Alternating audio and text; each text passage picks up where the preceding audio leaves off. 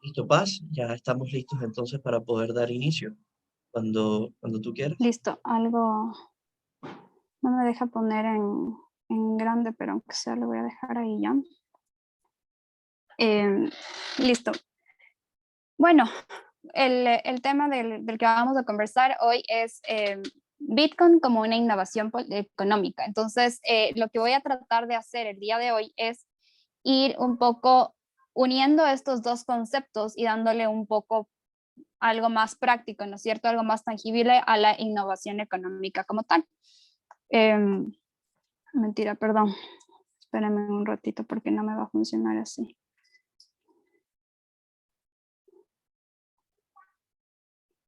Mm,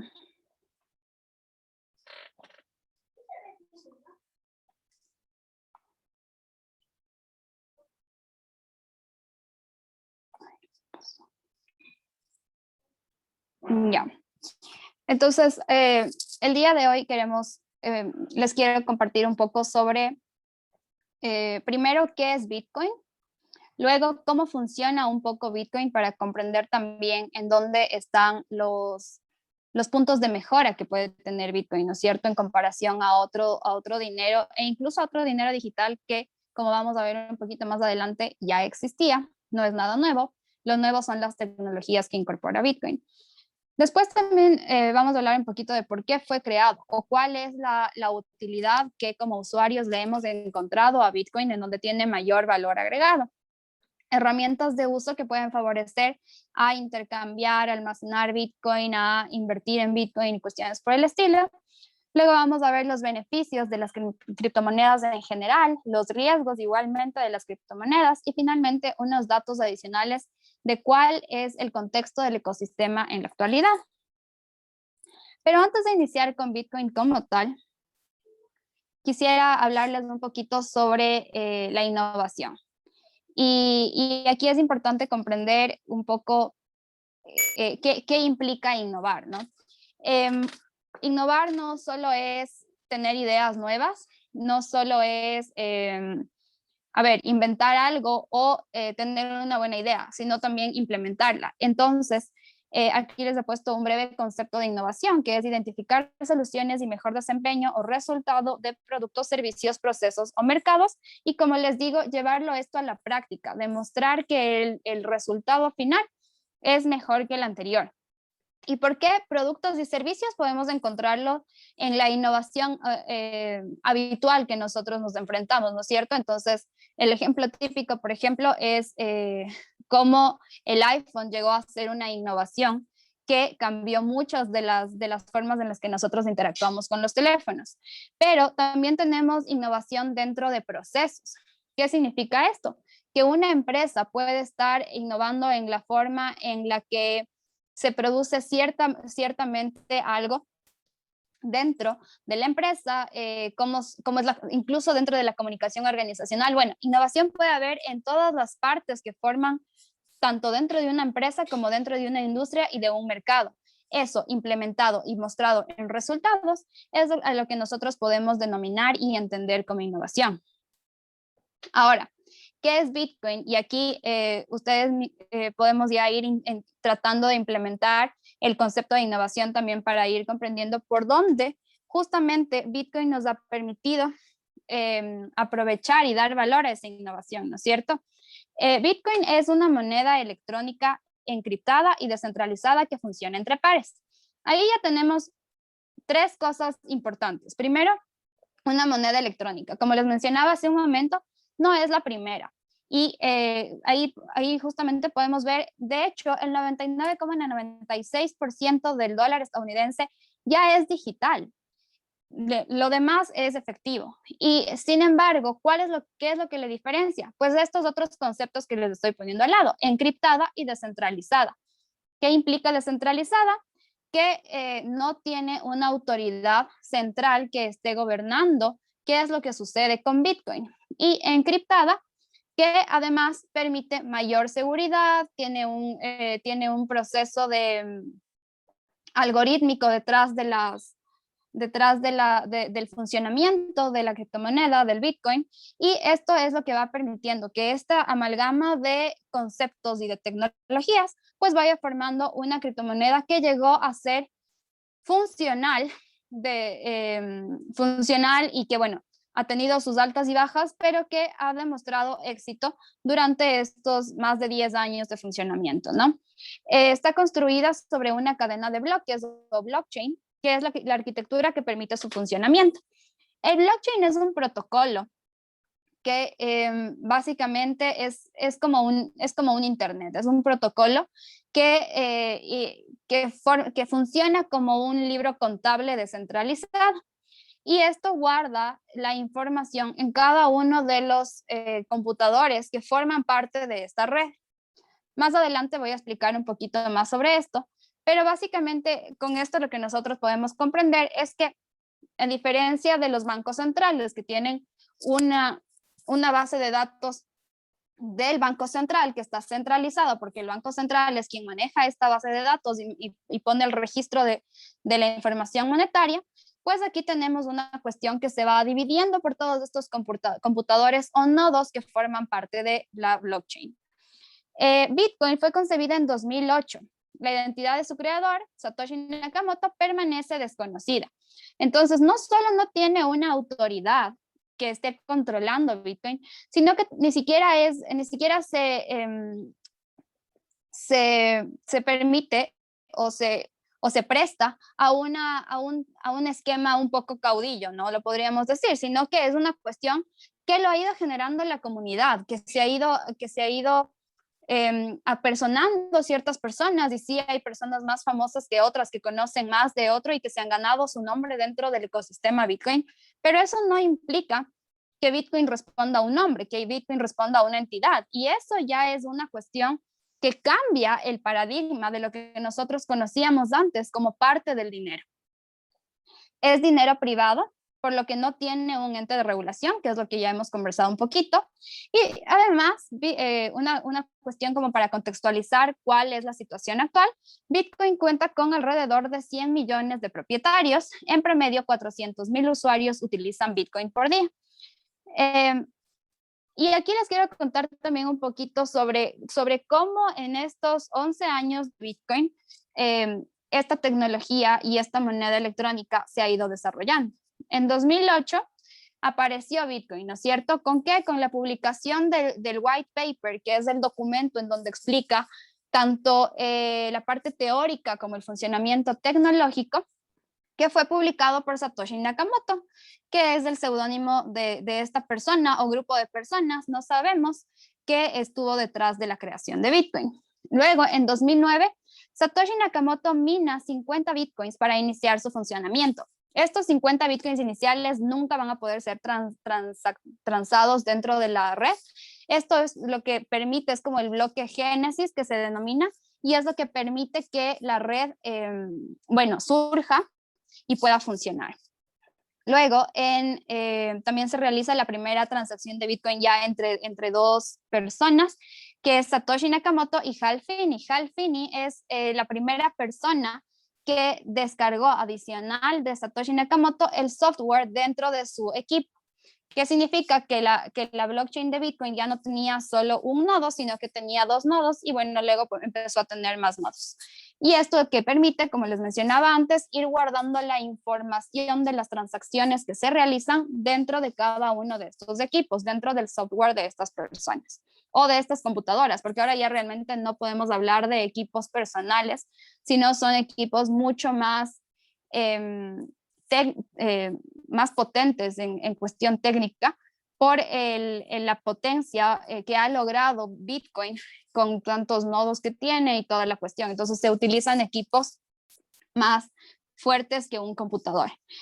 En 2010, el 22 de mayo, se hace la primera compra en Bitcoin. Quizás esto ya lo habían escuchado, pero por 2 pizzas, dos de los primeros usuarios de Bitcoin igualmente, por 2 pizzas pagan 100,000 Bitcoins y hacen la transacción entre ellos. Era más bien realmente una forma ilustrativa de decir el Bitcoin sirve para comprar bienes.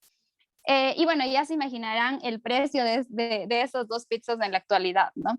A finales del 2010, el Bitcoin ya valía 83 centavos. En este año ya existe una tasa de cambio con el Bitcoin. Antes del Bitcoin seguía en cero, no tenía un valor, pero en este año ya consigue tener un valor y equivale a 83 centavos para finales del 2010. En el 2012, Bitcoin ya alcanza un valor de $250 y como ya empieza a ser un poco más difícil de denominarlo en comparación con el dólar, se introducen medidas de cuenta más pequeñas, como los satoshis, que como ustedes pueden ver ahí, implica que un satoshi es como 0.000001 Bitcoin. En 2014, Mt. Gox, que fue el primer exchange de Bitcoin, en donde ya se podía comprar y vender Bitcoin hace 2 años atrás, sufre un ataque informático y pierde el dinero de sus usuarios. Esto fue un golpe muy fuerte para la comunidad de Bitcoin, para la red, porque realmente, a ver, la confianza, si es que ahora todavía hay muy poca confianza hacia el Bitcoin en ciertas partes, en ese momento la confianza era mucho menor. Y obviamente el tema de que exista un ataque pues afectó a la comunidad, el valor del Bitcoin bajó y todo eso. Luego tenemos en 2015 que Vitalik Buterin, junto con 2 desarrolladores más, crean Ethereum, que es otra blockchain con su criptomoneda Ether. Bitcoin, el protocolo de Bitcoin, de la blockchain, es código abierto, entonces puede ser copiado. Y eso es lo que pasa con Ethereum y nace, ¿no? Nace esta nueva red, tiene sus propias cuestiones, tiene avances, y aquí justamente nosotros ya podemos ver innovación, porque si bien se copia el código de Bitcoin, pues se generan otras cuestiones. Entonces, por ejemplo, en Ethereum nace la posibilidad de hacer mucho más fácil desarrollar aplicaciones sobre la blockchain de Ethereum y que ya se empiece a dar más utilización en la vida real, por decirlo así, pero bueno, todavía un poco llevado a la descentralización en lo digital. Entonces aparecen mercados digitales, plataformas digitales, como es el caso de los CryptoKitties, en donde ya se les da una utilización a los tokens. Además, tokens es las monedas que forman parte de una blockchain. Además, en Ethereum, tú ya no solo tienes Ether, sino que dentro de estas aplicaciones puedes tener tus propios tokens o criptomonedas, ¿no es cierto? Entonces, poco a poco así podemos ver cómo una idea, en el caso de Bitcoin, es una innovación disruptiva porque está cambiando paradigmas, está haciendo una nueva forma de generar dinero, de entender el dinero y cuestiones por el estilo, pero a partir de eso nacen otras innovaciones que ya no cambian el concepto de Bitcoin. Se sigue manteniendo el concepto de Bitcoin inicial, pero seguimos viendo mejoras, seguimos viendo más valores agregados a lo que ya se creó en Bitcoin. Luego, en 2017, Bitcoin empieza a subir su valor. En junio alcanza los $3,000, en octubre llega a los $6,000 y para diciembre estaba cerca de los $20,000. Y también en este año se da el boom de las altcoins, que realmente empieza un poco en 2016 y termina un poco en 2018, pero bueno, es como el año en donde más actividad hay de esto. ¿Y qué significa el boom de las altcoins? Ya no solo es de Ethereum, aparecen más blockchains, aparecen más criptomonedas, las personas empiezan a invertir en ICOs, que son ofertas iniciales de criptomoneda. Muchas de estas fracasan porque los proyectos no son tan buenos, otros pueden tener esquemas fraudulentos. Y claro, hay un entusiasmo que supera la capacidad de crecimiento de todas las altcoins. Sin embargo, hay algunas altcoins que hasta ahora se mantienen, que han tenido grandes avances y de nuevo, es este periodo dentro de este entusiasmo, dentro de esta ola de inversión y toda la cuestión, en donde se puede ver que seguimos con esta tendencia hacia la innovación económica específicamente referente a las criptomonedas y las blockchains y todo lo que se puede aplicar dentro del sistema financiero y económico con estas tecnologías. En 2018 el precio del Bitcoin cae y regresa de nuevo a los $3,000. La tendencia dura también en 2019, se mantiene esta tendencia a la baja, es volátil el precio, pero nos mantenemos así. El entusiasmo también baja, porque también los esquemas fraudulentos, los fracasos de ciertas altcoins y las cuestiones, pues todo eso nos llena en un ecosistema más pesimista que el de antes, ¿no? Sin embargo, como estamos en un periodo a la baja, en 2018 y 2019 hay inversores tanto corporativos como otros inversores de buen nivel, reconocidos y cuestiones así, que empiezan a invertir porque saben que en algún momento dado Bitcoin y las otras criptomonedas van a subir, y esto le empieza a dar también una fortaleza que quizás antes no había, que es un poco el tema de la liquidez, de la capitalización de mercado, del volumen que se está manejando dentro del ecosistema y cuestiones por el estilo. Entonces esto permite que en el nuevo auge de las criptomonedas, la situación ya no sea como la anterior, en donde había mucha más incertidumbre, en donde también había menos proyectos probados. Y acá, ya en este nuevo auge, pues ya tenemos un poco más de certezas. Y eso es lo que sucede en 2020, que con el impacto económico de la pandemia, mientras los bancos centrales emitían dinero a través de estimulaciones monetarias, el Bitcoin empieza a ganar valor. Hay más compradores, hay personas que dicen, yo prefiero tener mis activos en Bitcoin porque no sé qué es lo que está pasando económicamente, puede haber inflación y cuestiones por el estilo, y pues se mantiene en Bitcoin. Y llega dentro de este año a ganar 224% de su valor. En 2021, como hemos visto, el valor de Bitcoin ha caído. Sin embargo, se mantiene dentro del radar de inversores de empresas y estados. Con esto me refiero y a esto me refiero dentro de la fortaleza del segundo auge, porque ya no es, Bitcoin volvió a bajar y otra vez entramos al ambiente pesimista. No, ahora todavía existe estamos viendo qué perspectivas pueden haber después. Entonces, es importante también estar chequeando, si les interesa el tema, cuáles son las personas que están apoyándolo, comentando sobre el tema y ver cosas buenas y malas. Más adelante podemos hablar un poco exacto, Javier, del tema de países como El Salvador. ¿Qué tan bueno o malo es que se haya hecho moneda de curso legal forzoso dentro de un país como El Salvador? Tiene sus cosas buenas, tiene sus cosas malas, y pues todo eso hay que mantenerse con una perspectiva crítica también. Ahora, ¿cómo funciona el Bitcoin? El Bitcoin, como les decía, está construido sobre una blockchain. Y la blockchain es un protocolo informático que funciona como una base de datos descentralizada y permite que todos los participantes almacenen la información en la red, que es lo que ya les conté. En el caso de Bitcoin, esta cadena de bloques es abierta y pública. ¿Qué significa eso? Abierta, que todas las personas que gusten pueden entrar a participar de esta cadena de bloques, pueden descargarse el software en su equipo y formar parte de la cadena de bloques en donde se verifican las transacciones y se almacena la información. Pública, porque todas las transacciones que se verifican y forman parte de la red están accesibles desde la red, y ahí no importa que tengas bajado el software o no dentro de tu computadora. Si tú te metes a una plataforma en donde puedes verificar el bloque o la transacción, te va a salir todos los datos y va a haber como un tracking de esa información. Ese no es el caso de todas las criptomonedas. Hay criptomonedas que están estructuradas en cadenas de bloques privadas, en cadenas de bloques cerradas. ¿Qué sería lo contrario a lo que les expliqué? Cerrada sería que solo ciertas personas tienen acceso a hacer nodos de esta blockchain, y privada sería que esta información de las transacciones y de los bloques de la blockchain no está accesible de forma tan fácil como les estoy mencionando, que es en el caso de Bitcoin, ¿ya?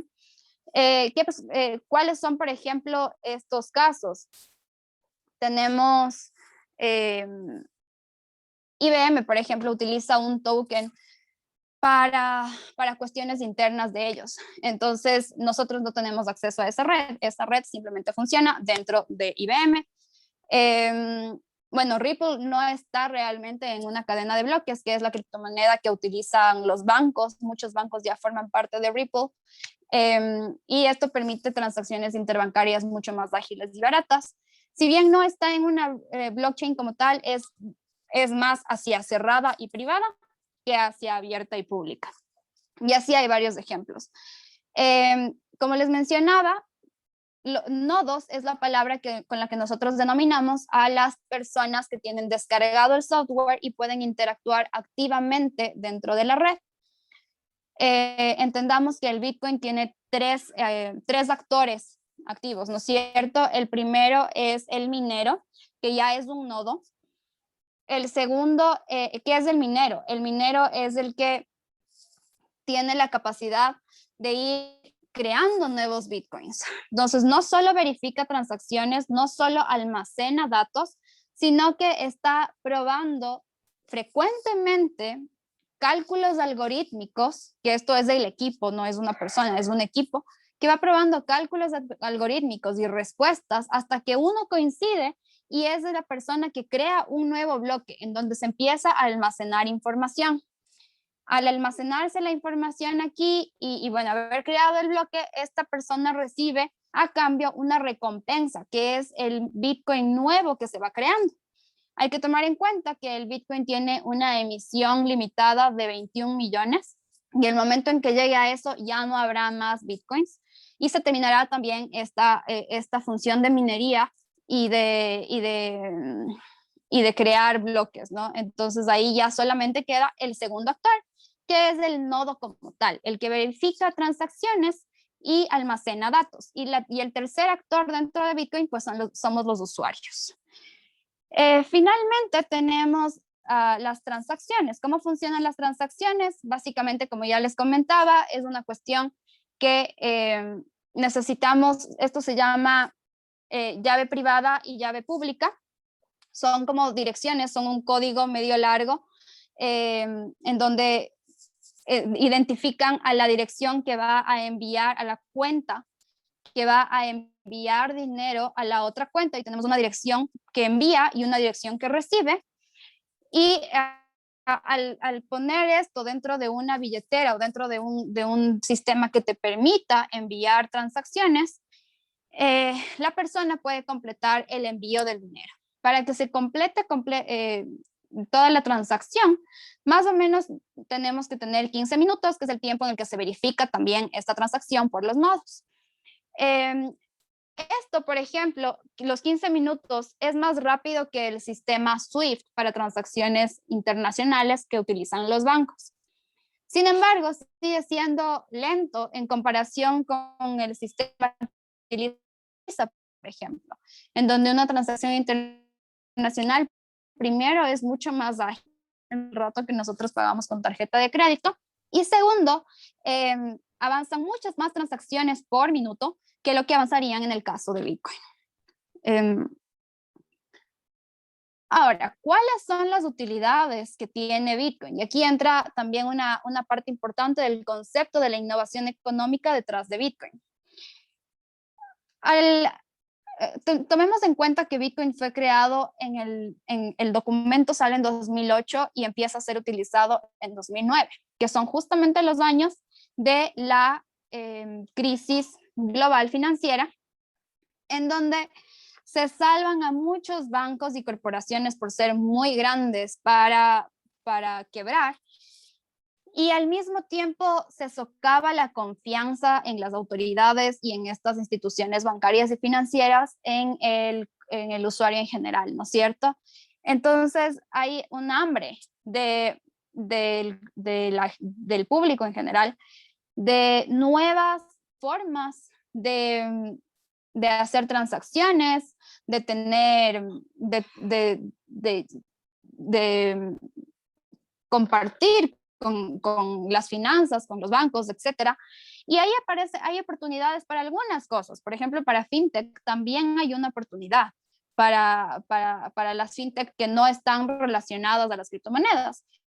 Pero para Bitcoin también. Entonces aparece Bitcoin justamente con algo trascendental, que es que los usuarios ahora pueden tener el control completo de su dinero, porque es una moneda que funciona entre una persona y otra persona, no necesita de ningún intermediario, sea político o sea bancario. Entonces, esto permite que, bueno, surja esta idea de decir, sí. Ahora, cabe recalcar que no es una idea que nace en este momento, ¿no? Hay varios académicos, tanto del ámbito monetario, económico, como del ámbito tecnológico, de programación, que ya venían buscando cómo se puede dar una moneda privada que no necesite estar controlada por alguien más y que mediante sellos de tiempo, por ejemplo, que es lo que utiliza Bitcoin, se puede registrar cuándo se hizo la transacción.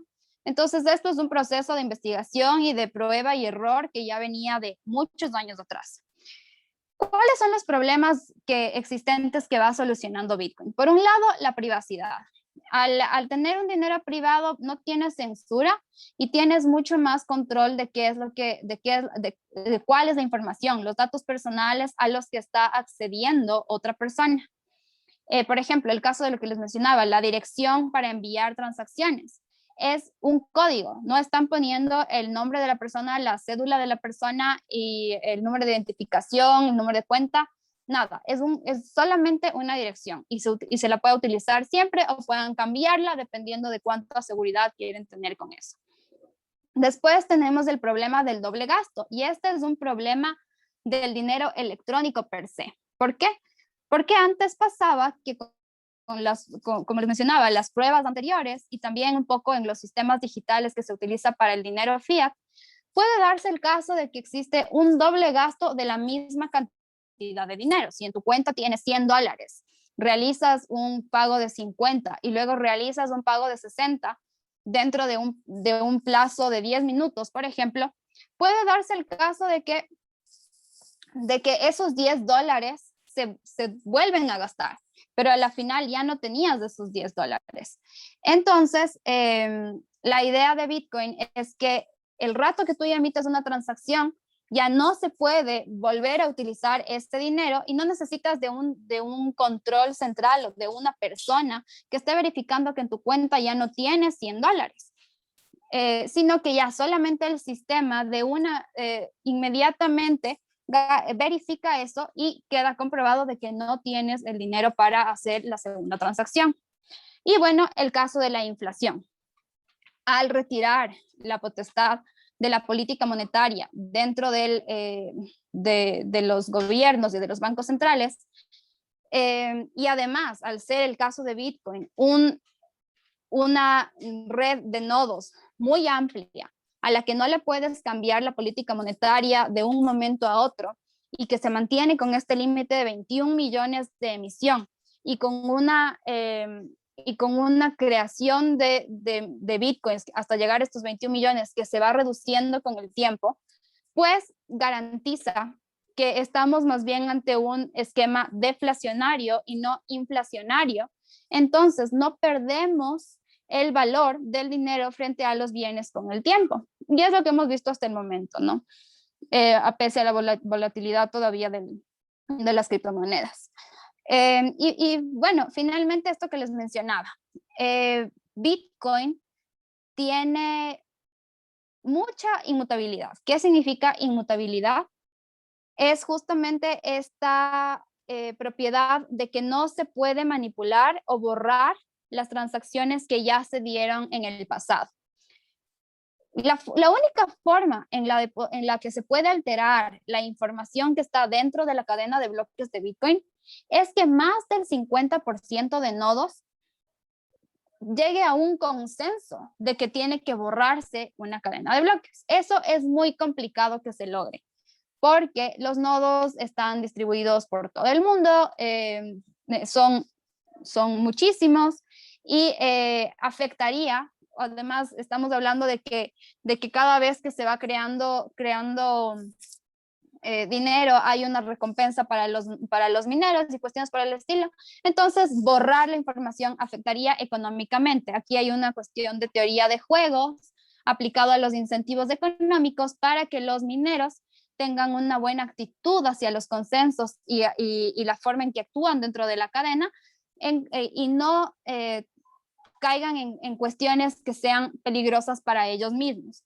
Entonces, dentro de este funcionamiento, que ya es un poco más técnico, la parte de la teoría de juegos y todo, permite que no haya pérdida de registros y manipulación dentro de la red. Bueno, aquí está un poco sobre las herramientas que nosotros tenemos y esta vez he traído como que las más básicas también. Tenemos las billeteras o wallets, en donde nosotros podemos almacenar bitcoins, recibir y enviar bitcoins, y algunas permiten funciones adicionales, que ya es más por una cuestión de la experiencia que le dan al usuario, que es, pueden tener la información de cuál es el valor del Bitcoin en este momento, pueden tener la posibilidad de cambiar con otras criptomonedas dentro de la misma wallet y cuestiones por el estilo. Tenemos aquí cuatro tipos bueno, dos en realidad, y después les he dividido un poco más. Tenemos las billeteras calientes o custodiales y las billeteras frías o no custodiales. ¿Qué significa? Las billeteras calientes o custodiales son esas que siguen estando manejadas por una entidad central. Entonces, por ejemplo, el caso de muchos exchanges como es Coinbase, por ejemplo, Binance y cuestiones así, tienen billeteras que son custodiales, en donde ellos tienen el acceso a la información. ¿Cuáles son las ventajas de estas billeteras? Cuando tú creas una billetera de Bitcoin, la primera información que te sale es que, bueno, en el caso de una billetera no custodial, la primera información que te sale es que tú tienes que guardar muy bien tus accesos para la billetera, porque la billetera no tiene forma, el software no tiene forma de acceder a esa información, y si tú pierdes esos accesos, pues pierdes tu dinero. Entonces, lo que generalmente se utiliza es un código semilla o seed que tiene 12 palabras y que tú tienes que almacenar esas 12 palabras de forma segura. Es preferible guardarlas en más de una parte de tu casa, de tu oficina, de donde sea, para que el rato que si por haber razón se te desconectó, se te perdió el celular, cambiaste de computador, lo que sea, pues puedas volver a acceder a esa wallet. En el caso de las billeteras calientes o custodiales, las personas que tienen los accesos son realmente los dueños de esta plataforma. Entonces, aquí tienes la facilidad, por ejemplo, de que como cualquier cuenta de red social, tú puedes restaurar tu contraseña y vas a volver a acceder. ¿Pero qué implica eso? Que a la final no tienes el control completo de tu dinero. Y esto ya depende de las preferencias de cada persona. Que si es que prefiere facilidad, si es que prefiere un mejor servicio por parte del o no entiende todavía muy bien el sistema, pues una custodial está bien. Una vez que ya vayas teniendo más dinero, que vayas teniendo que cuidar mucho más de sus bitcoins o entendiendo más del ecosistema, pues puedes irte a una no custodial en donde va a estar más seguro el dinero, porque recordemos que el ataque, los sitios centralizados son mucho más proclives a un ataque informático. Entonces, no solo es que tú no tienes el control de ese dinero, sino que el día de mañana pueden hackear a esa plataforma custodial y tú pierdes tu dinero. En las billeteras frías o no custodiales tenemos tres opciones. Hay billeteras de aplicaciones que funcionan y, como les menciono, te dicen desde un primer instante tienes que guardar tus accesos, esta es una billetera no custodial, etc. Tienes billeteras de hardware que funcionan como USBs y tú para poder acceder a ellas tienes que conectarla a un equipo, poner tu código semilla o tu PIN, lo que te pidan, y ahí recién puedes acceder. Esto además está fuera de la red, entonces es más seguro, ¿no? Y tienes otras que son billetera de papel o billetera de metal. Básicamente es que tú imprimes el código de la transacción. Entonces vas almacenando eso de la red y de la blockchain para precautelar tu dinero al 100%, en el caso del papel, y en el caso del metal es que literal te lo hacen como placa, ¿no? Igual, la información de cada transacción y es como que fuera una tarjeta de crédito en donde se va guardando esa información. Luego tenemos los exchanges o las plataformas digitales para intercambio, en donde puedes vender o comprar criptomonedas.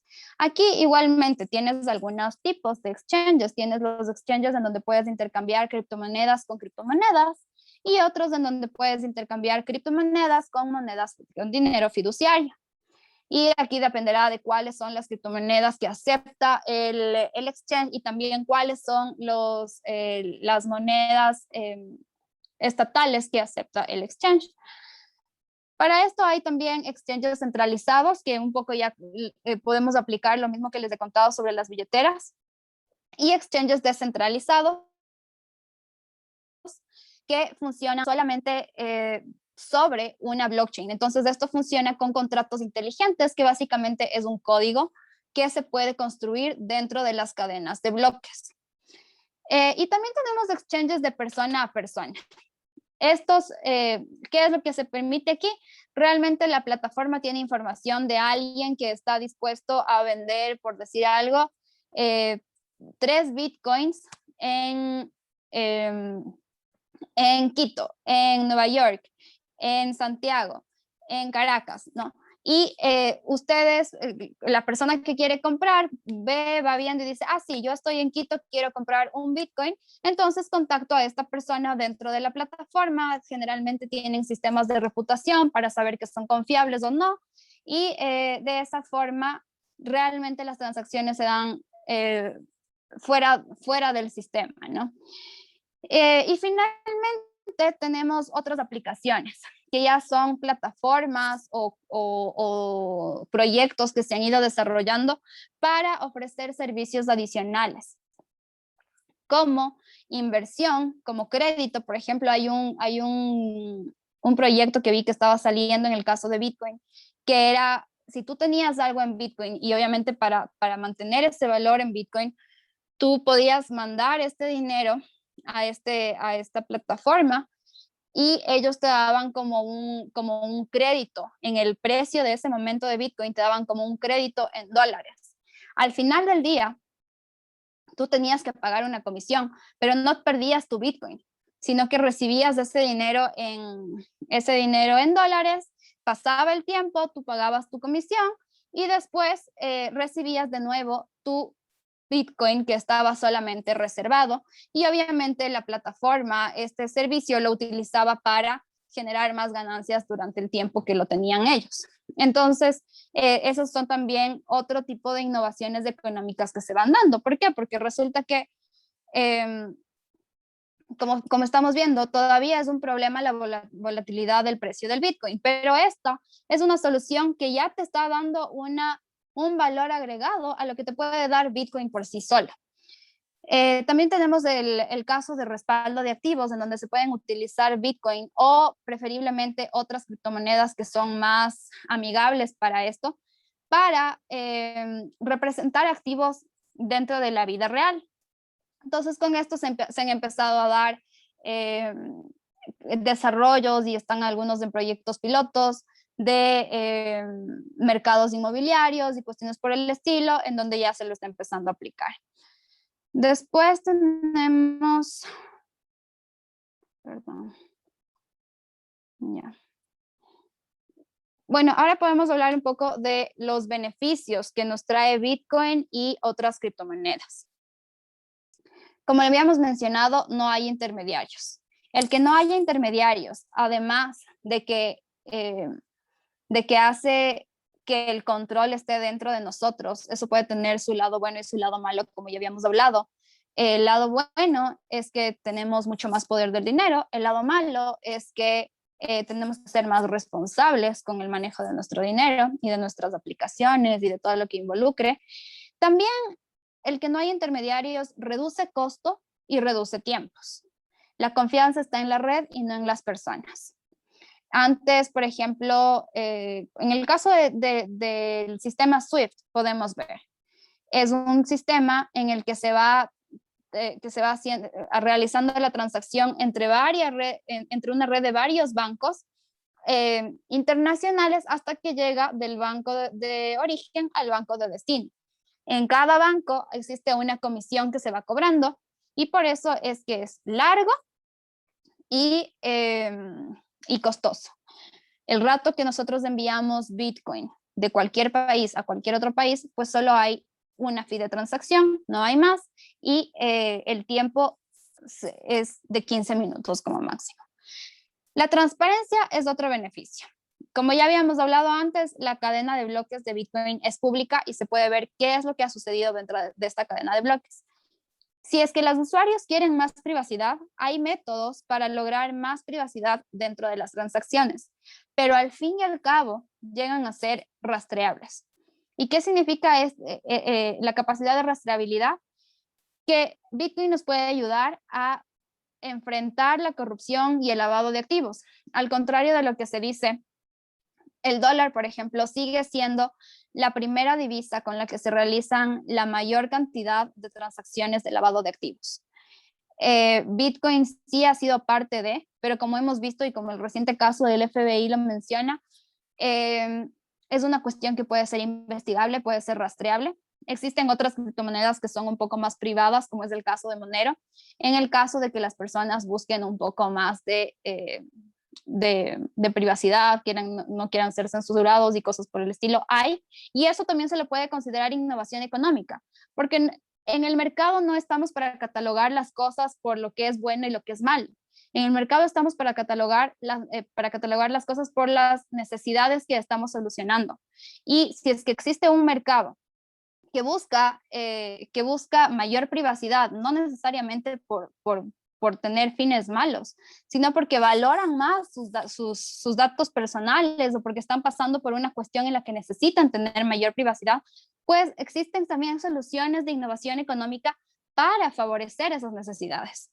Y asimismo, en el caso de Bitcoin o de otras criptomonedas incluso también, pueden llegar a ser también una innovación económica para enfrentar estos problemas que también tanto daño nos han causado, porque la corrupción y el lavado de activos de la final es una pérdida de riqueza para los países, especialmente las economías emergentes, muy fuerte. Y bueno, como otra ventaja, no tiene ni fronteras ni barreras. Como ya habíamos hablado, se puede realizar transacciones transfronterizas con relativa facilidad y también ofrece grandes oportunidades para la inclusión financiera. Aquí todavía hay que hacer un poco, y eso está en la siguiente diapositiva, hay que ser un poco críticos porque no es tan fácil utilizar Bitcoin todavía en todos los lados, pero de que existe la posibilidad de que Bitcoin o una criptomoneda pueda llegar a ser mucho más factible para la utilización, solo que permita mejor transacciones internas dentro de los bancos y que los bancos y cooperativas puedan garantizar un precio más económico y soluciones más accesibles para las personas de menos recursos, ya nos estaría dando una mayor facilidad hacia la inclusión financiera. ¿Cuáles son los riesgos que tiene Bitcoin y otras criptomonedas? La fluctuación de precios, como ya lo hemos hablado antes. Las criptomonedas tienen un precio muy volátil, por lo que es complicado utilizarlo como medio de cambio y reserva de valor.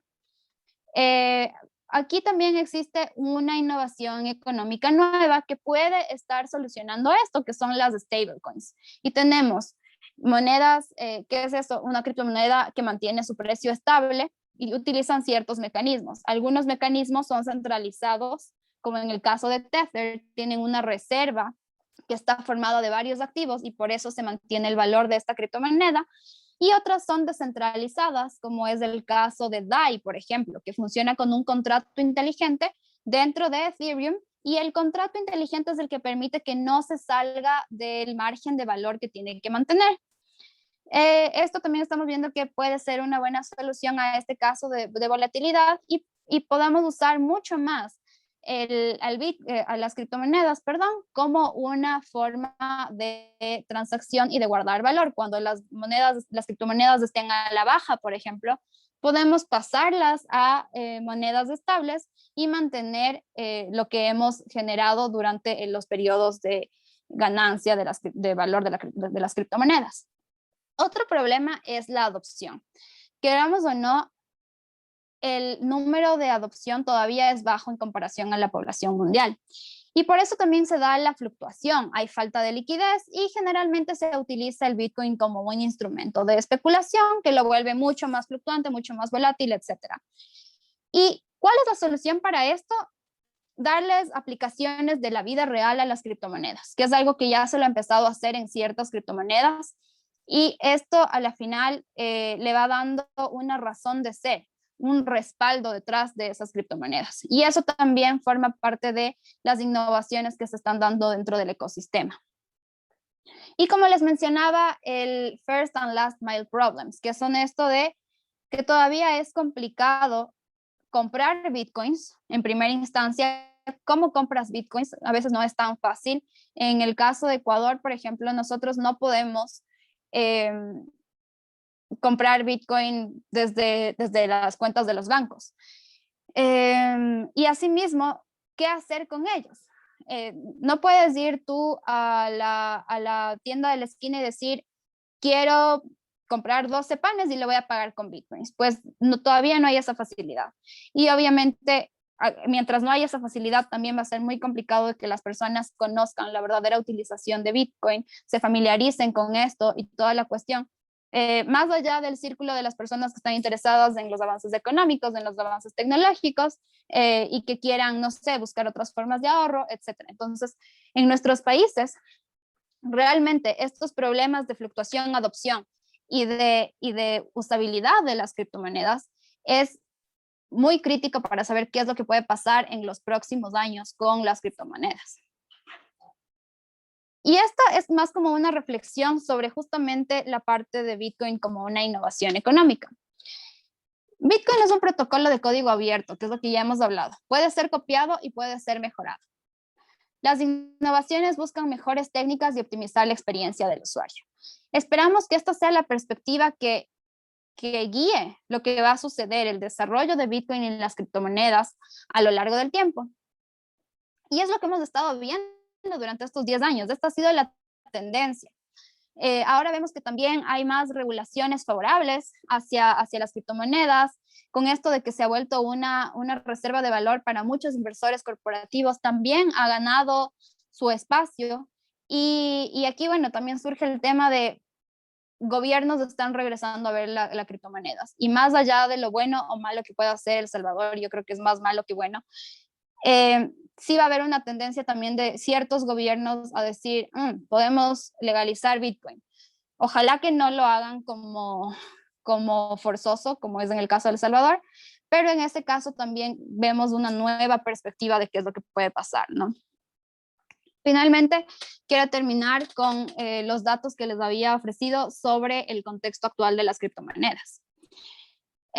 Ahorita, en la actualidad existen más de 8.400 criptomonedas, entonces el panorama es bastante amplio y Bitcoin, si bien ha sido el líder y se ha mantenido tanto en capitalización de mercado y todo, realmente la competencia que tiene es buena y al final del día será esta innovación económica y serán estos valores agregados, estas formas de satisfacer las necesidades de las personas, lo que nos indique cuáles serán las criptomonedas que vayan liderando el paso a lo largo del tiempo.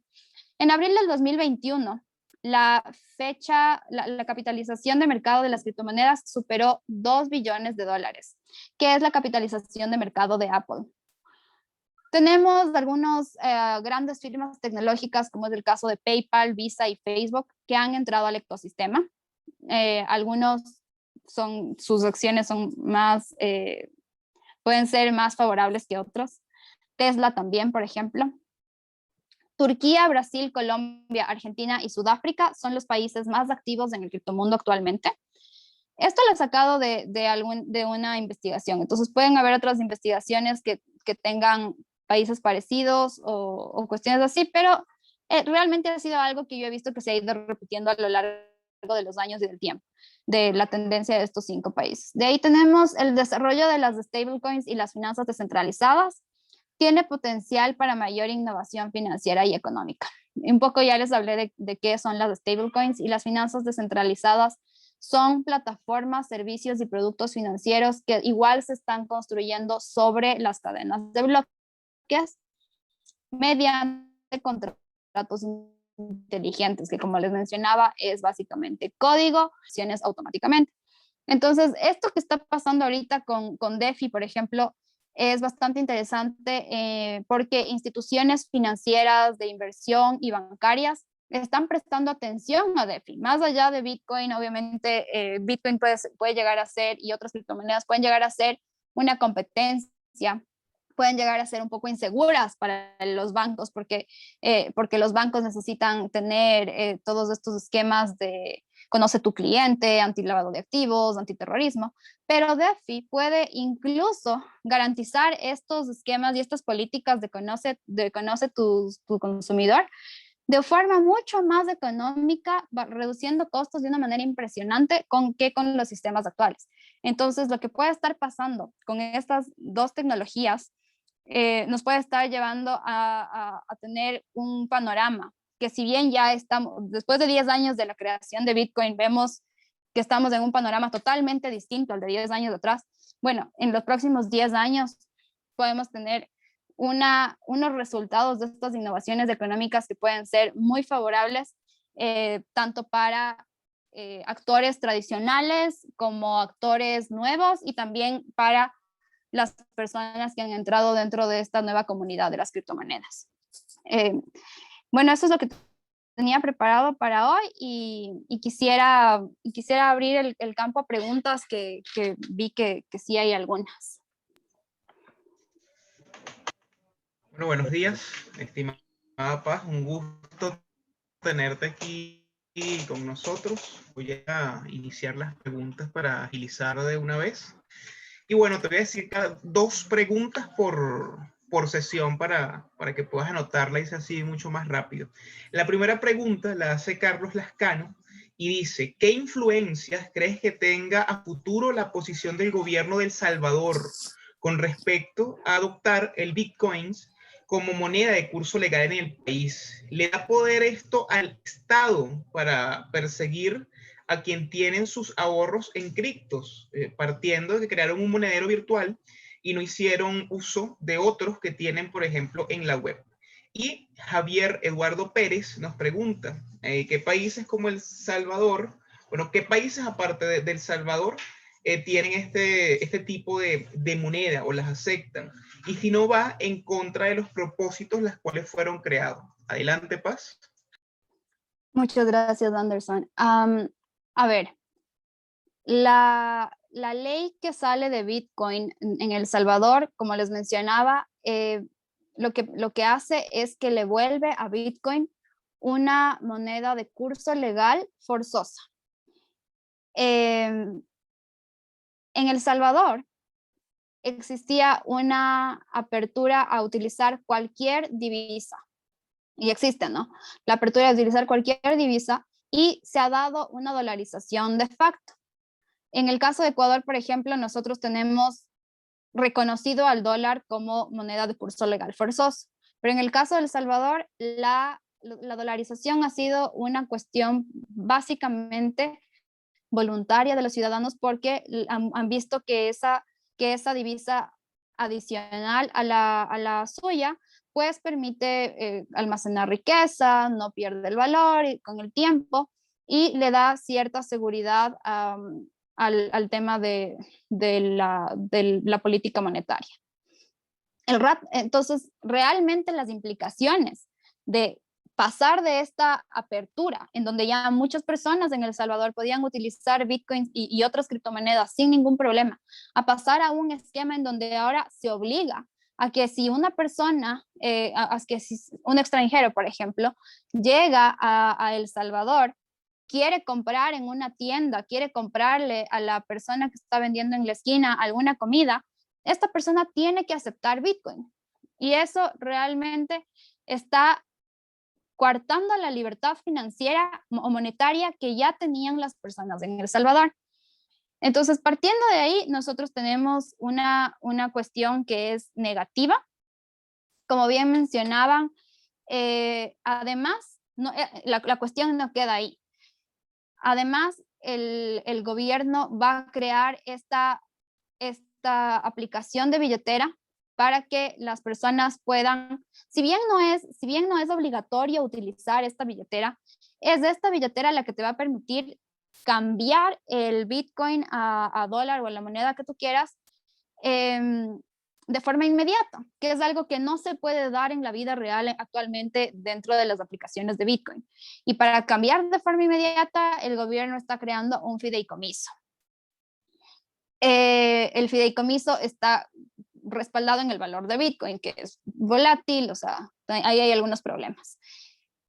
Si es que las personas se mantienen utilizando sistemas privados, el control que puede tener el gobierno de El Salvador llega a ser el control que puede tener cualquier otra autoridad dentro de la cadena de bloques de Bitcoin, que como ya les expliqué, a ver, no pueden manipular, no pueden cambiar la información, pero sí pueden rastrearla, ¿ya? El rato que las personas prefieran utilizar la billetera creada por el gobierno, que es una billetera centralizada, es custodial, ahí sí vamos a tener problemas. El primer problema, como ustedes mencionaban, más control. El segundo problema, el dinero no va a estar en manos suyas, va a estar en mano de esta billetera. Y ahí sí hay que tener con cuidado de qué es lo que va a pasar.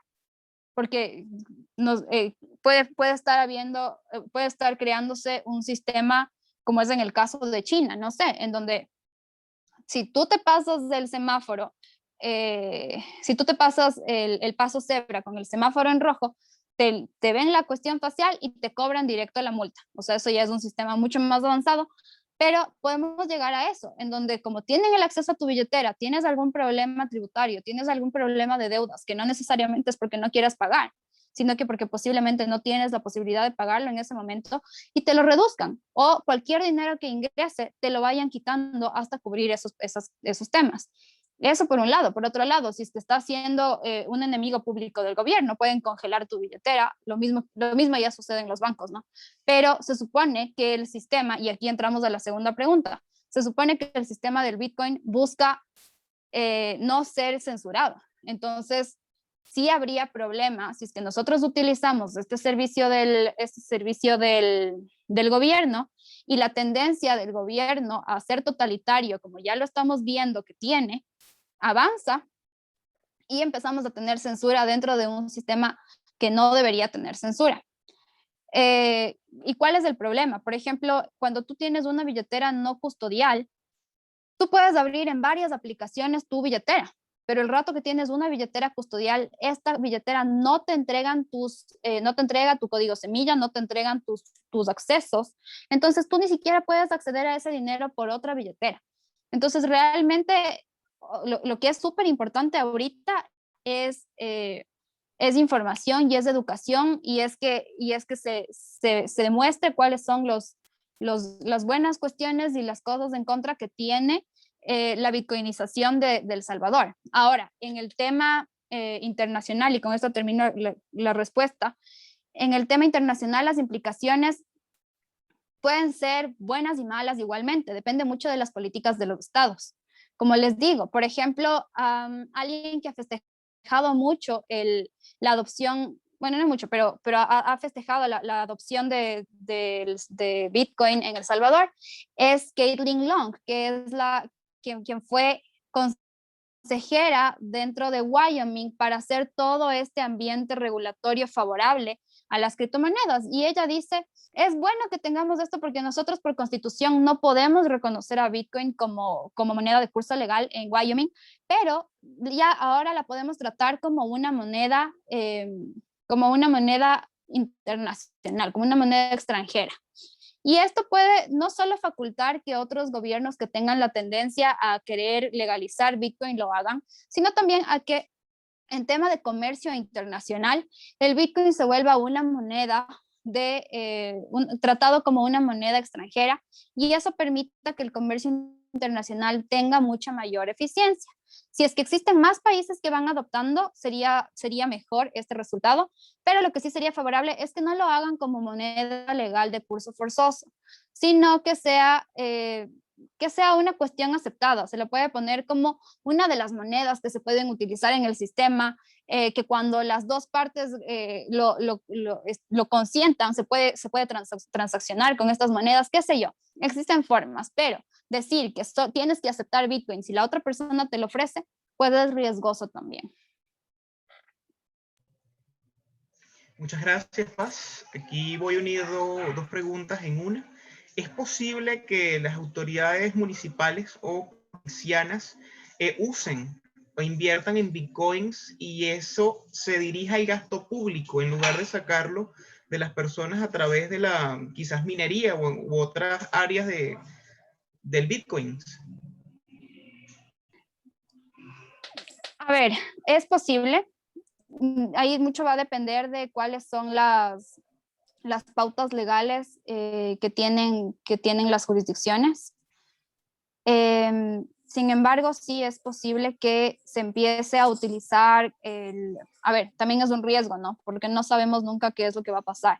Entonces, si bien podrían invertir en criptomonedas y generar valor para infraestructura, qué sé yo, y que de esa forma pues puedan mantener un sistema tributario bastante amigable con los ciudadanos, también es bien riesgoso. Entonces, ahí lo que sí hay que tomar en cuenta es que si es que un municipio se arriesga a esto, tendría que tener un portafolio de criptomonedas o de inversiones fintech, por decir algo, que sea variado, que sea diversificado. Por ejemplo, se puede poner, no sé, Bitcoin, que te puede dar un crecimiento del valor exponencial en cierto momento, con algo como Compound, que es una solución DeFi que te permite saber que tú vas a tener un crecimiento de valor constante. Cosas así. A mí me parece que todavía sería riesgoso porque son recursos públicos y tú tienes que garantizar qué es lo que estás haciendo con esos recursos públicos. Pero dependería mucho más de cada ley, de cada país y todo. Excelente, aquí me llegan dos preguntas un poco largas para que estés entonces atenta, Paz. Williams, desde Argentina, nos pregunta, primero, ¿puede los bitcoins quitarle el monopolio de la política monetaria a los gobiernos? Y puede los mismos, al ser una moneda finita, convertirse en la moneda de intercambio de futuro para la población mundial, ya que evita, bueno, entre cosas, la inflación y también puede evitar la deflación debido a la cantidad que hay de esta moneda. Y la segunda pregunta la hace Andrea Iluveres y dice, ¿cómo se deben proteger las democracias de las organizaciones que se financian por el crimen mediante las criptomonedas? ¿No deberían los nuevos sistemas monetarios digitales privados ser objeto de una estricta regulación para impedir que se conviertan en el paraíso del dinero irrastreable de los delincuentes? Sería la segunda. Adelante, Paz, por favor. A ver, el Bitcoin sí puede llegar a ser una forma de, como ya hablábamos, a ver, podemos hablar, por ejemplo, en muchos países se ha dado la dolarización para retirar la política monetaria de las autoridades que han sido irresponsables. Y ahora podríamos hablar de un sistema en donde ya no sea la dolarización, sino sea las criptomonedas, ¿no es cierto? De nuevo, yo diría que en este caso lo mejor no sería, por ejemplo, una bitcoinización, sino sería una cuestión en donde exista una libre circulación de monedas. Y ahí entramos con monedas tanto o sea, criptomonedas, criptoactivos, como con monedas extranjeras, ¿no? Entonces, que exista una coexistencia entre el dólar, el euro, el Bitcoin, el Ether, o sea, cosas así. A mí me parece que esa sería la mejor solución, porque, de nuevo, no tenemos un sistema de criptomonedas que sea bastante estable. La volatilidad va a seguir, porque la tecnología ha avanzado mucho, pero todavía quedan muchas cosas por hacer. El tema de la escalabilidad, de cuánta potencia puede tener una cadena de bloques y cuántas transacciones puede realizar en un periodo de tiempo, todavía es muy corta. Entonces no le podemos cargar con todo un país y con todo lo que eso implica a una sola criptomoneda, tampoco a todos, porque las tecnologías varían, todavía no existe una competencia real en donde ya llevan aplicaciones que se estén utilizando todos los días en la vida real. Entonces también los riesgos son altos, pero lo que sí podemos llegar es a una cuestión en donde se diga, realmente la política monetaria de nuestro país no ha valido, estamos viendo qué es lo que está pasando, cuáles son las consecuencias de inflación, devaluación, lo que sea, y lo que nosotros podemos hacer es decir, abrimos esto a que haya más posibilidades. ¿Qué es lo que eso te permite? No solo te permite que dejes de utilizar tu moneda como la principal, sino que también exista mayor, que se vuelva como un hub financiero, ¿no? En donde tú vas a crear más bien riqueza mediante la creación de crédito, mediante la creación de inversiones, que vengan bancos extranjeros a posicionarse, a establecerse en ese país, y que también existan fintechs que se empiecen a posicionar. Y esto nos puede llevar a la otra pregunta, que es el tema de el combate, ¿no es cierto?, de corrupción y lavado y cuestiones así. Pese a toda la informalidad que nosotros queramos tener, y esto es algo que creo que como liberales podemos tener o sea, encontrarle beneficio al no entrar en el sistema al 100%. Sin embargo, pese a y esto es algo que yo lo he vivido en mi vida, pese a toda la informalidad que puedas tener y puedas aprovechar en algún momento de tu vida, poco a poco tienes que irte yendo hacia lo regulado. ¿Por qué? Porque te da más garantía. Yo como persona, por ejemplo, muy difícilmente podría acceder a un crédito, no sé, para comprarme un carro o una casa en unos 5 años, 10 años, si es que no empiezo a trabajar desde este momento en registrar mis ingresos, en pagar impuestos, en tener seguridad social, en ¿Por qué digo esto? Porque yo no trabajo dentro de Ecuador, yo trabajo con una empresa internacional, entonces para mí ha sido bastante factible no hacerlo hasta el momento que me di contra la pared y vi, no, tengo que empezar a hacer las cosas de esta forma. Lo mismo pasa con las plataformas, con todos estos servicios de criptomonedas, fintech, DeFi, etcétera. No llegan a tener, no pueden tener un alcance de crecimiento mayor si es que no salen de esta zona de informalidad. Y para salir de esta zona de informalidad, ellos tienen que cumplir con un montón de regulaciones adicionales. Ahí entra el tema de KYC, que es Know Your Customer, de antilavado de activos, antiterrorismo. Tienen que entrar dentro de todas estas políticas. Al ser servicios y productos financieros, las políticas en la mayoría de los países son bastante fuertes en comparación a otros mercados, a otras industrias. Entonces, no podemos estar, realmente mientras más adopción, mientras más competencia haya dentro del mercado de criptomonedas y dentro de los mercados financieros, estamos asegurándonos que va a haber mayor control de qué es lo que puede suceder. Siempre se puede dar que se utilice Bitcoin o cualquier divisa para fines criminales. Sí, se puede dar, pero la solución no es prohibir, la solución no es poner regulaciones que no se adaptan al ecosistema. La solución es que todo esto se vaya incorporando a la regularización, a la formalidad normal, y van a funcionar ahí, y probablemente se pierdan ciertas ventajas que se han dado en una primera instancia. Pero también hay que ser conscientes de que estamos ligados a eso, y lo que nosotros tenemos que pelear como liberales ya después es en el tema de tener un mejor clima de negocios, unas regulaciones claras, cuestiones así que permitan que el sistema se vaya desarrollando con el tiempo.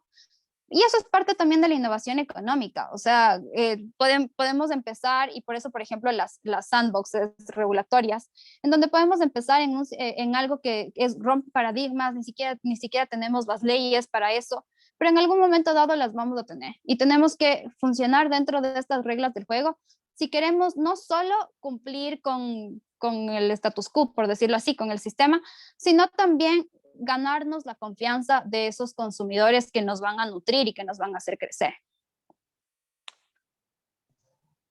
Muchas gracias, Paz. Bueno, las últimas dos preguntas.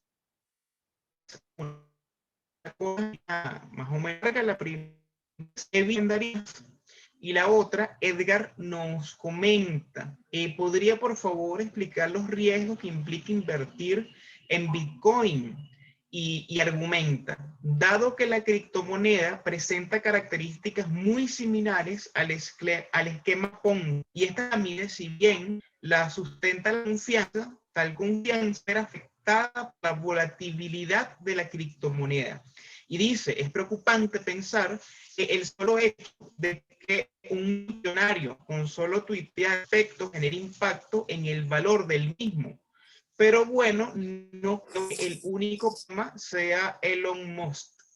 En vista de que la disertación pasada el tema de innovación y también se tocó el impacto ambiental, ¿cuál es tu criterio con respecto al gran consumo de energía que requiere minar bitcoins? Y bueno, y habla de que tal consumo también tendría un impacto en Venezuela. Esto si no representa una afección directa a los derechos e intereses de otros ciudadanos. Esas serían las últimas dos preguntas. Muchas gracias. Adelante, Paz. Anderson, te me cortaste en la primera pregunta, pero si quieres déjame contestar esta y recapitulamos. A ver, con respecto a los riesgos, como les mencionaba antes, al ser todavía un mercado pequeño, en donde no tenemos el conocimiento completo, en donde es difícil utilizar todavía las aplicaciones, las criptomonedas y todo, los riesgos son altos. Si nosotros queremos entrar al ecosistema, tenemos que comprometernos a informarnos todo el tiempo, a educarnos, a ir probando, por ejemplo, si queremos invertir o hacer trading, ir probando con sumas pequeñas, no sacarnos de donde no tenemos el dinero, hacerlo con dinero que podemos perder, e ir poco a poco avanzando en eso, conociendo el sistema. Como bien has mencionado, Elon Musk habló y empezó a generar una serie de alteraciones en el mercado. Y eso es algo que a mí realmente me cae mal del ecosistema de criptomonedas, pero sucede, y no es algo que solo sucede en el ecosistema de criptomonedas, es algo que sucede en todo mercado financiero. Cualquier cuestión que genere pánico, y ahí está el caso de la pandemia, afecta y altera los precios, los valores, y los mercados se vuelven locos. Entonces, es algo con lo que también tenemos que estar conscientes. Nosotros tenemos que evitar caer en ese pánico. Y bueno, por otro lado, por ejemplo, otra cosa que ha hecho Musk es darle bastante credibilidad a una criptomoneda que a mí no me acaba de convencer. Entonces hay que tener cuidado con esas cosas. Los esquemas fraudulentos siguen ahí. Y si no son fraudulentos, como les mencionaba, pueden ser cuestiones que fracasen con el tiempo. Entonces, una buena forma de ver que no vayan a fracasar con el tiempo es ver cuál ha sido su desempeño anterior, y por otro lado, ver cuáles son las aplicaciones. Entonces, con eso es a donde nosotros podemos llegar a decir, ok, si yo invierto en esto, eventualmente va a subir. Si es que en algún momento baja, tengo que estar tranquilo porque sé que en algún momento va a subir. O sea, no puedo sacar el dinero de golpe y decir, no, está bajando, me voy a perder más, saco de golpe, porque quizás 6 meses después está otra vez al mismo valor que invertiste, por decirte algo. Sí, de hecho, no es, estoy viendo ahí un poco el chat, no es nada ilegal. No se trata de alguna cuestión fraudulenta en el caso de Elon Musk, pero es una cuestión Y en eso, de nuevo, no es solo de las criptomonedas, son tácticas que se han utilizado en los mercados financieros y por eso es que en ciertos países también o en ciertas culturas somos mucho más reacios a entrar dentro de estos mercados financieros, a invertir y cuestiones por el estilo, a tener más aversión al riesgo. Que en otros lados. Entonces ya depende mucho de que de que las personas que quieran entrar al ecosistema, si quieren entrar así con fuerza y ser bastante activos, pues hay que mantenerse con la información del caso, hay que estar críticos, pendientes de qué es lo que está sucediendo y ¿cómo se llama? Conocer la información de los proyectos a los que nos vamos a meter. Y aparte de eso, conocer también a nosotros como inversores o como comerciantes de criptomonedas, conocernos personalmente, cuál es nuestra actitud, cuál es nuestro comportamiento para saber hasta qué nivel de riesgo podemos llegar, hasta qué nivel de dinero estamos dispuestos a perder. Hay que considerar eso. Y al fin y al cabo no hay verdades absolutas, no voy a decir que las criptomonedas están en su mejor momento y que van a seguir así, que ni sé qué, que ni sé cuánto. Todo puede pasar, no creo que el día de mañana las criptomonedas sean un fracaso total y desaparezcan y todo, no lo creo. Sin embargo, hay que tomar en cuenta que son 10 años, es una tecnología nueva y todavía hay muchas cuestiones por mejorar, aprender, desarrollar, que no lo están hechas y también se necesita en muchos lugares un framework regulatorio que permita que la cuestión avance con mucha mayor tranquilidad. Ahorita, por ejemplo, hay una cuestión que hay que tomar en cuenta y esto entra dentro del riesgo. Si bien ya algunos países han permitido, por ejemplo, la utilización de criptomonedas, creo que son 20 países los que realmente prohíben al 100% en el mundo. Lo que sí no hay es un respaldo, o sea, ningún banco te está garantizando devolverte el dinero si es que te lo roban. Ningún banco te está garantizando devolverte el dinero si es que lo pierdes, o sea, cuestiones así. Entonces, de nuevo, aquí entra la responsabilidad de cada persona y la responsabilidad también es informarse, la responsabilidad también es estar pendiente de qué está pasando con tus cuentas, de qué está pasando con las plataformas que utilizas, porque si ya tienen ataques, si es que ya tienen riesgo de ataque, pues cambia de plataforma o cuestiones por el estilo. Bueno, muchísimas gracias, Paz. Gracias por esa gran disertación. Saludos a mis amigos de Libre Razón, a Francisco, y bueno, estamos entonces en contacto. Les recuerdo y le doy el pase a José Alberto para que activemos las cámaras al final y tomemos la foto oficial. Así que muchísimas gracias de nuevo. Un gusto tenerte, Paz. Gracias a ti, Anderson, y a ustedes por la invitación. Sumo las palabras de Anderson, muchísimas gracias, Paz, de verdad que una disertación bastante buena y que ha despertado cierto revuelo entre los que les gusta mucho y les apasiona este tema. Entonces entiendo que la verdad es así. Y bueno, vamos a dar cierre a esta primera y segunda sesión, esta es la segunda ya, con Paz Gómez. Vamos a continuar con la idea que ha sugerido nuestro querido Anderson. Vamos a activar las cámaras para tomar una pequeña fotografía.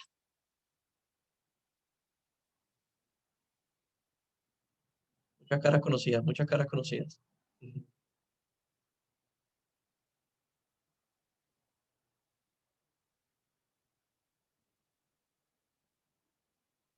Bien, sonrían. Ah, nos faltan todavía algunos que se están activando. Bien. ¿Listos? Perfecto. Muchas gracias. Recuerden que a detener esto.